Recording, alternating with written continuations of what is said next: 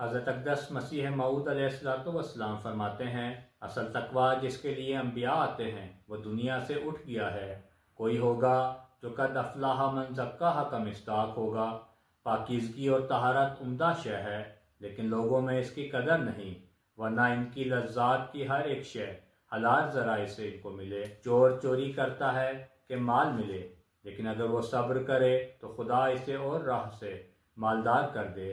انسان اپنے آپ کو اکیلا خیال کر کے گناہ کرتا ہے، اور وہ اس وقت دہریہ ہوتا ہے اور یہ خیال نہیں کرتا کہ خدا میرے ساتھ ہے، وہ مجھے دیکھتا ہے، ورنہ اگر وہ یہ سمجھتا تو گناہ نہ کرتا۔ تقویٰ سے سب شے ہے۔ قرآن نے ابتدا اسی سے کی ہے۔ نماز، روزہ، زکوٰۃ وغیرہ سب اسی وقت قبول ہوتا ہے جب انسان متقی ہو۔